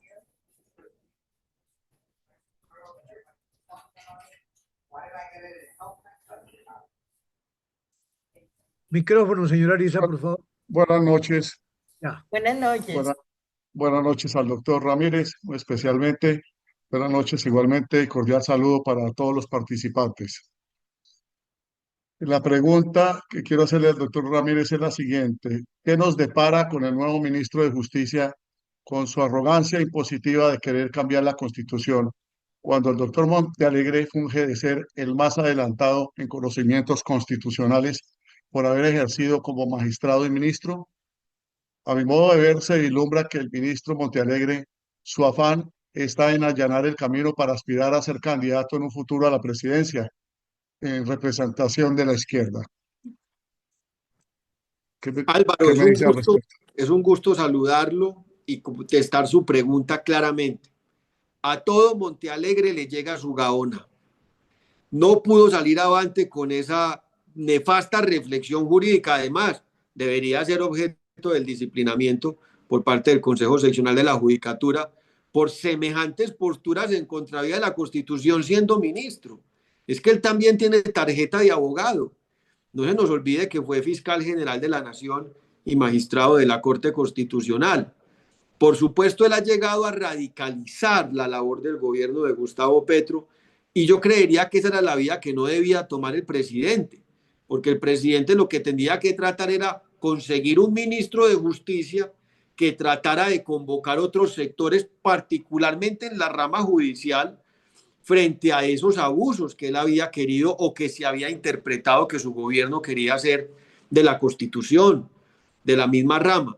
Entonces yo creo que fue en el camino contrario. No me cabe ninguna duda que el ministro no le va a facilitar la interrelación con la rama de la justicia. Ese es un abogado que todos los juristas de Colombia han aborrecido por sus posturas en contra de la Constitución. Y más aún cuando salió a decir que puede estar suspendiendo las extradiciones de reconocidos narcotraficantes si participan en el proceso con el gobierno. Eso es un chantaje además. Eso no lo puede hacer un ministro de justicia. Eso es muy grave. Puede ser procesado por ello. Eso es un abuso de función pública. Porque no firmó Montealegre el decretazo. ¿Acaso sabía él que podía ser judicializado por ello? Preguntémoslo. Como usted bien lo dice, seguramente él quiere aprovechar el ministerio como una plataforma para un asunto político. ¿Qué mal hace el gobierno de Gustavo Petro que su 54º ministro en menos de 3 años llegue con una agenda politizadora en vez de resolver los problemas que aquejan a la administración de justicia? Muchas gracias, doctor Ramírez. Teniente coronel, ¿tiene otra pregunta? Señora Nidia, es un favor para el doctor Ramírez. Bueno, primero que todo, esperamos hacer famosa su frase que acaba de lanzar. A mí me emocionó. Doctor, ¿es posible que nos ayude, que la señora Nidia desea invitar al doctor Gaón a este conversatorio? ¿Tiene usted la posibilidad de contactarnos con él, por favor? No, yo no gozo de la amistad ni de la cercanía con el doctor Gaona. A lo sumo un colegaje profesional nos une y por supuesto el propósito de que Colombia no tenga que ver que personas como su padre o como el mío sean sacrificados por cuestiones políticas. Perfecto, gracias, doctor. Gracias, señora Nidia. Bueno, hemos terminado con las preguntas, pero yo tengo que decirle que este conversatorio ha sido muy interesante. Muchas gracias. Espero que podamos tenerlo en otra ocasión si usted nos acepta una invitación. A la doctora Nidia, al Centro de Pensamiento, Democracia y Libertad, muchas gracias por invitarme.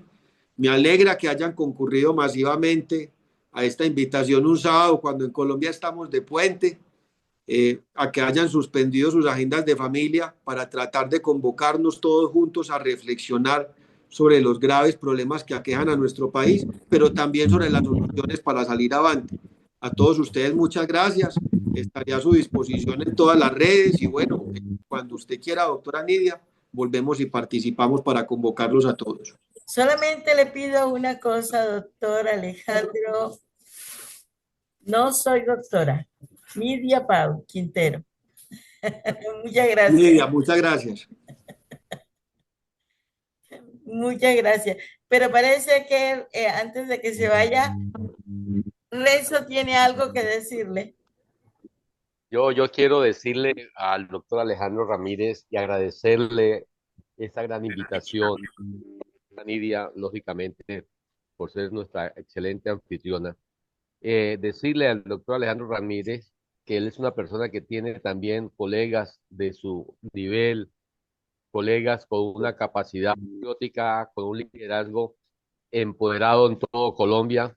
Usted también puede ampliar esta invitación a esas personas para que enriquezcamos, vamos a fortalecer estos procesos de democracia que estamos viviendo, porque uno sale revitalizado, termina su conferencia y hoy me siento como un colombiano más, como con deseo de seguir viviendo y seguir luchando y no dejar desapercibido una experiencia como la suya, su capacidad intelectual, su capacidad profesional al servicio del pueblo colombiano. Y en esta conferencia me siento muy orgulloso de que usted, y ojalá el día de mañana sigamos invitando personas que usted conoce y sigamos enriqueciendo estos conversatorios, porque nos va a fortalecer a todos que lo necesitamos en estos momentos, seguir construyendo un muro de contención, porque el país se nos está acabando.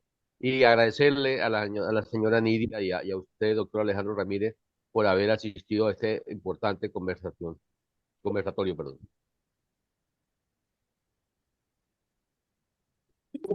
Muchas gracias a ti, Renzo, y siempre por darnos el apoyo y por ser ejemplo para nosotros, porque tenemos que sacar el país entre todos. Y a Nidia por su invitación. Cuando ustedes lo vean oportuno, aquí estaré para convocarlos a todos a reflexionar sobre el país. Muchas gracias. La verdad que excepcional. Ahora los invito a que cuando salga el video, que lo subamos a YouTube, por favor, véanlo, denle like y compártanlo, porque es interesante, ya que la gente no pudo venir. Ay, qué pena. Buenas noches, mucho gusto. Hablar con Marcela Díaz del departamento de Nariño. Soy líder de reserva. Te quería hacer una pregunta, Alejandro. ¿Tú qué consejo nos das a nosotros como líderes de reserva y qué direccionamiento nos das para que nosotros podamos tener un buen lineamiento en esta época tan complicada que es para nosotros ser líder y que nos está afectando mucho el gobierno de Gustavo Petro? Marcela, gracias por tu pregunta. Para mí, lo primero que tienen que hacer las reservas es unificarse y establecer unos estatutos para que lleguen a una solo punto. Porque yo he visto que hay diferentes organizaciones y todos queremos lo mismo, y es la democracia para nuestro país y la dignidad para nuestros héroes. Pero lo primero es que tengan una instancia de decisión unívoca para que nos ayuden a todos en ese consenso y nos ayuden inclusive a orientarnos por encima de las colectividades políticas. Pero muchas gracias. Que Dios y más faltaba, Nidia, a ti muchas gracias. Muy interesante, muy bueno. Y bueno, gracias. Muchas gracias a todos. Buenas noches a todos, gracias por su tiempo. Dios lo bendice, doctor. Gracias. Buenas noches Gracias, para señora Nidia. todos y buenas noches para el doctor Ramírez por esa intervención tan extraordinaria.